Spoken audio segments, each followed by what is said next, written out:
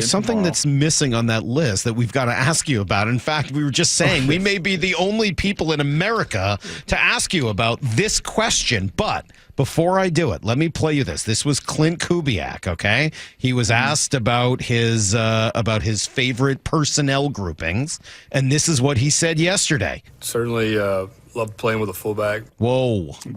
First thing he says is, I love playing with a fullback. He goes on from there. Like being 21-12 personnel. Again, that's going to come down to, the strength of our players, who we have on our roster, and let's use the best 11 out there. Let's get the 5 best eligibles deployed out into the route scheme. So those are things we're working on right now, who that's going to be. But we got to adapt as coaches to our best players on the roster. All right, DJ. Who's the best fullback in this draft?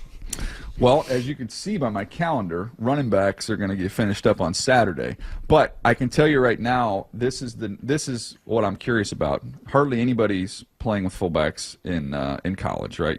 Brock, you don't see hardly any of them. But the trend, and I've seen it. I see it with the Ravens, with Ricard, who is a defensive lineman, who's playing some tight end, who's been a Pro Bowl fullback. I see it with Scott Matlock with the Chargers, who's a 300-pound defensive tackle / fullback, who they use as a weapon back there.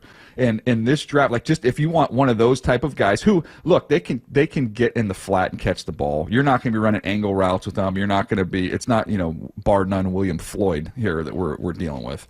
But you've got guys who can lead up in there, can be physical, and then you can check the ball down to them if you want to. But we've got Willie Lampkin, who's it was at the Senior Bowl. He's 5'10", so he's 5'10" center from North Carolina, 5'10" and change. He's 270 pounds, so he's an undersized, but he's like a state wrestler. Like he's big time.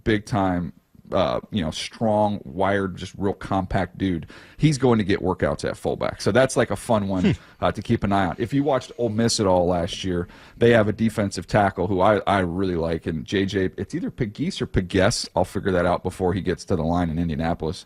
But he's 320 pounds, and they use him. Lane used him as a wildcat. Lane used him as an H-back. He used him as a wing. He had him play in line at times. But what about a Kyle Juszczyk? Why aren't there more Kyle Juszczyks? As valuable as he has been to San Francisco, why can't there be more of those guys? Max Strungs, John L. Williams. Why can't there be great fullbacks? I think you're going to see those guys in the like Harold Fannin from Bowling Green would probably fit into that mix. You're going to find kind of the sawed off tight ends. That's the position group that those guys are going to come from. If that's what you're looking for with a Juszczyk type. You're going to pull them out of the undersized tight end pile. I assume all those guys are just playing linebacker now, right? Like if they're coming up and they're built like those old fullbacks we're talking about, people are like, well, if you can run like that, there's a lot more money to be made and a lot more options as a linebacker, so go do that. Yeah, I just there's only so many teams that are playing with fullbacks, and I'm telling you, teams have, in terms of using them like a true weapon in the pass game, and Juszczyk, obviously would fall into that. You go back to the old school Tom Rathman, all those types of guys. They are very, very few and far between. Everybody else has just tried to say, okay, let's just try and get somebody that we can cross-train at the position. Over the decades, where is Daniel Jeremiah's biggest hit rate, and where's your miss rate? Well, sometimes it morphs and changes, but for the most part, if you're going to go overall batting average, I would say offensive line is probably where I've had the most stability, and had some success there. Perfect. And I would say on the other side of it, even on the defensive side of the ball, I would say the further you get from the ball, the more challenging it is. I just think when you're watching offense and defensive linemen, it's man to man, it's combat, right? And so you can look and you can see, I wrote down this when I was finishing up the defensive lineman. I wrote down vets. I just wrote down VETS. I'm looking for very explosive, twitchy guys, just VET. That's all I'm trying to find. And you can find those guys, and you can work with those guys. I can see that. I've just doing it long enough where you can see the guys that can have some explosion, have some twitch, hopefully some bend and athleticism to go in there. And then you're going to have something to work with. The floor is very high when you find those types of players. And then conversely, on the offensive line, when you see guys who have size, who can anchor, who have core strength, and who play with intelligence, they can overcome some of the other limitations that you might possess. Well, so that's why the batting averages can be higher there. Safeties is low. It's just you can hide at safety for games, series of games or years, and then you can get exposed real quick. So that's my lowest hit rate, I would say. Well, Clint Kubiak used that word of just intelligence, talking about offensive line. So in obviously right now, what is it, mid-February, the Combine's in 2 weeks. You're going to sharpen your pencil an awful lot between now and then, and even more so to the draft. But right now, DJ, if I said, give me your 3 favorite centers and your 3 favorite guards. And what did Clint Kubiak? Smart, tough, dependable. Smart was right there at the top of the list. Smart, tough, dependable in this scheme where you got to process, where you got to move. This outside zone scheme and this Kubiak tree. So give me your 3 favorite centers, your 3 favorite guards thus far that you think would be a home run fit. Well, I'll just go center off the top right from the jump. Gray Zabel is outstanding from North Dakota State. He's over 6'5". He's 316 pounds. He was dominant at the Senior Bowl. I think he's got a chance to go in the 20s when this is all said and done. Like that's kind of the range of where it could start from. Probably goes 20 to 40. In that mix there. He's the one center for sure that jumps off. Now I've got to do more of those guys. I'll stumble into some more centers as we go along. That's clearly the one of the top, guys were recommended to me as top 50 players. Like he was that guy. The interior guys, you can move some of these guys around. Some of them will get opportunities to play center as well.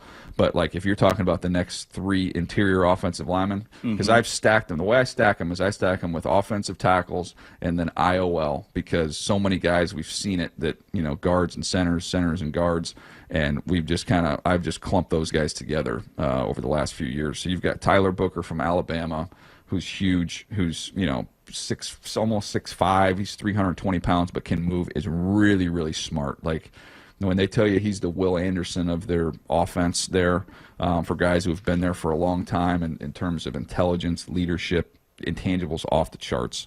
The tape's really good. Armand Membo from Missouri would be right there behind him. They're very close. I have Booker at 14, Membo at 17, and then Donovan Jackson from Ohio State is my 31st player who you've seen. I mean, he's just steady. He hung in there at tackle when he had to kick out there, but he's absolutely going to be a guard. But all those guys are going to be outstanding day one starters, plug and play.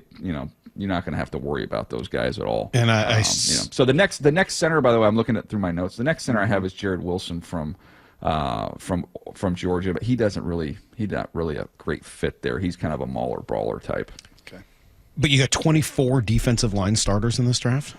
Yeah. I finished them up, and I was like, golly, I feel like I've got a lot of these dudes. So then I went and counted them. And then I went back, and that's defensive tackles. That doesn't even include edge guys. That's not talking about the edge guys. Defensive tackles. So I've never had anything close to that. And so to put it in perspective, I went back and went through last year's list, and I had 12. It's literally twice as many. So when you say that, all right, there are going to be 24 defensive tackles that you think are starters in this draft. How deep into the draft can you find the 20 through 24th of those guys? Are they all going to go in the first 2 rounds? Is that into the third and fourth round that you can get that? You're going to get one in the 5th round. You're going to get it. And so the way that I phrase that, with our grading scale that we had in Baltimore, it goes from backups, you have backup players, role players, backup players, potential starters, which you're saying these guys have a chance to be starters. That's the classification of grade for this group of players, potential starters. Then you have eventual starters, which is above them, which you're saying, I guarantee you they will start. It might not be year 1, but they will start within the first couple years. And then you can go on to being, exceptional starters, Pro Bowl starters, blah, blah, blah. But in terms of, like, the grade is a 61. And I had 24 players above the line of a 61 player. So you're going to get 61 players in this draft. Probably you can get one in the 4th, 5th round. It's a lot of big people, man. It is, and it kind of brings me back to the question I asked you, Brock, and I'll throw it at DJ here. So, yesterday Kubiak was pretty firm in his commitment to Geno Smith. Earlier this week, Mike McDonald was also pretty firm. There wasn't the kind of vague, giving yourself an out kind of thing that you sometimes get from coaches. It sounded like they want Geno Smith back. Okay, so that conversation maybe starts to come to an end. They're going to go with Geno. If we assume that's true, how do you go about trying to fill what Brock and I sort of determined as maybe their three biggest priorities in no particular order? One, fixing this offensive line and making it. It doesn't have to. It's probably not going to be unbelievable overnight, but making it good, serviceable, not a problem. Second priority, not in this order, trying to create one unit at least that's truly dominant. My guess is your front seven or maybe even your front four is your best 100%. Chance to do that. So how do you get a dominant unit?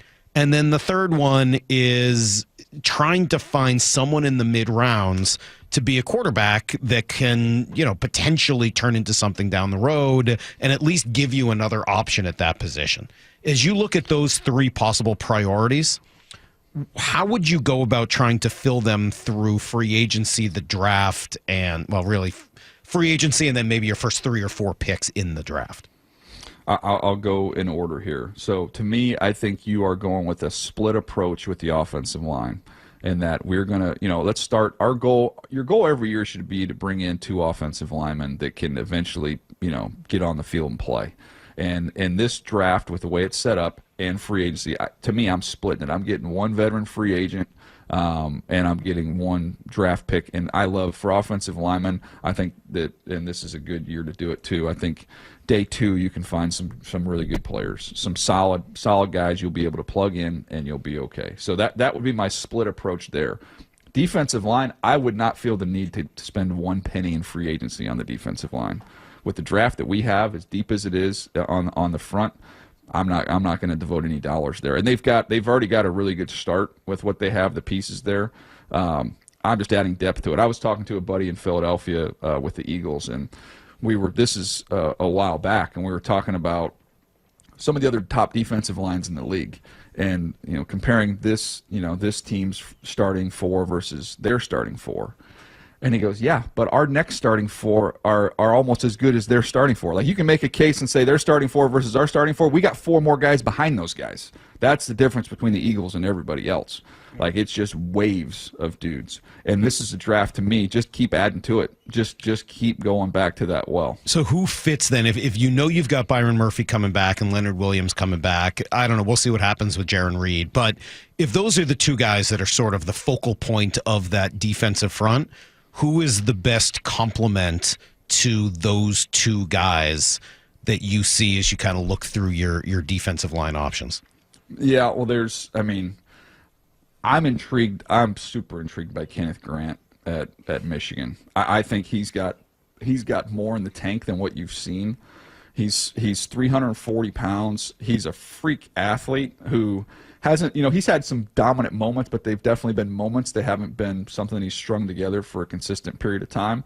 But I've seen this player so many times in my scouting career. I go back to when Haloti and scouting him when he was at Oregon, and people nicked him and said, oh, he doesn't always play hard, or he's not as dominant. I saw it with Dexter Lawrence at Clemson. You can't find 340-pound men that move like these guys. And by all accounts, the character is really, really good too. So, that's one to me that you've got some guys who can play up the field, especially with Byron Murphy. And I think about those 2 guys together going forward. That would be a fun combination. How fascinating are some of these QBs going to be? Outside of Cam and Shedeur, I'm looking at Kyle McCord, Will Howard, Tyler Shuck, I talked about in Blue 88 today. Obviously, Milroe had a tough Senior Bowl, but he's going to run 4.34 and, jump out of the gym like Anthony Richardson did and everything else. How intriguing do you think some of these guys become? And do we maybe get back to that 2nd and 3rd and 4th round quarterback that seems to have been lost the last few years? Well, I know if I was an agent for any of these guys, I probably enjoyed the Super Bowl as much as anybody in Philadelphia did, because it was proof that there's a middle class that you can win with at the quarterback position. Because it hasn't existed. It's been first-round picks, and then maybe you hit the lottery. You get your Brock Purdy at the end of the draft. Maybe you just get lucky with the Dak Prescott in the 4th round, Kirk Cousins. Like the second-day quarterbacks, there just haven't been many of them. So you get Jalen Hurts, who I have to go back. What was he, like the 51st pick? Or so that opens up your eyes a little bit to, hey, like we don't need to wait. Like we're not going to wait for another couple rounds. Like we kind of like this guy. We know there's holes, there's flaws, but let's take our swing. And that's one of the other things that I don't understand why more teams don't do. And Howie Roseman's done a great job of it over the years. Is you don't look at the trades that you make just as, okay, I'm picking 27 and I'm going to go to 35 because the player that I want at 27 is probably going to be there at 35. I look at it as I just got a free lottery ticket that now I can spend with that extra pick that I just got on one of these types of players. So trade back, get a couple extra picks. It's free money. It's literally free money, and take your swing on DJ, you were there in Philly. You were there in Philly with Howie? Yeah. Is he this good? I mean, how has he done this and rebuilt and retooled and managed to cap? And I mean, we go through his best play. How has he done this well for so long? Well, I think you start with Andy Reid being there initially, and Andy Reid's core belief and core philosophy has always been the line of scrimmage, and so that was something that was ingrained in us when I was there, all the way back then, and then over the years, you've got that core philosophy, and then you get, Howie had the understanding and knowledge of the salary cap as well as anybody because he came up on that side of it. So he understood value, he understood contracts, he understood trades.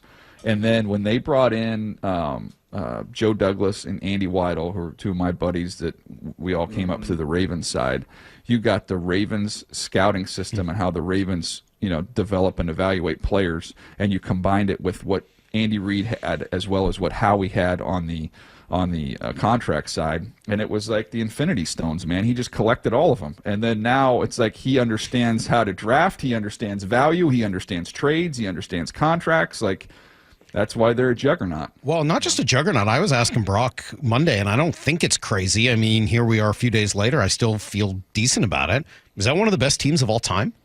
And the reason, certainly, let me clarify, of the salary cap era, because obviously what was built in the 90s, et cetera, was kind of insane. But in a salary cap era, I look at this team, I see 0 question mark position groups, none. Every single position group they have is at the very least good, and somewhere between 3 and 5 that are very good to dominant. I mean, is this one of the best teams of the last 25 years? 25, 30 years? Well, can you pull it up? Right? They didn't they win? If you throw out the game where Hurts got hurt against Washington, didn't they win like 17 games in a row or something like that? I mean, yeah. All the problems they had were in the first few games of the season. Yeah, they didn't lose in September when they were healthy. So I think it's going to go down as one of those teams. And the other thing too is you can be really, really good. Like, okay, we have good players, but it's like, okay, this offensive line, massive athletes. Like biggest they look in the Super different. Bowl era ever. Yeah. You look like it's hard. It's hard when you go out to an NFL field to stand out and look different amongst the best players in the world. And that offensive line comes out there and you're like, oh my gosh, this looks like this is like the JV and the varsity here with these guys. So you stand out. It's like if you're talking about greatness, I think of exceptions. I think of exceptional. Like you don't see offensive lines like that. Saquon Barkley with his skill set, combined with his size and everything he can do, he's unique. He's like a one-off, like exceptional. The defensive front to have that many talented guys that they can throw at you is ridiculous. Bond, the linebacker position had been an issue, and then they get an all-pro there. And then they've got studs all over the secondary. Like there's not a weakness there, which makes them a great team. I think the fact that they have exceptional, unique talents, that makes them, you can put them down as one of the greatest teams, in my opinion, during that era.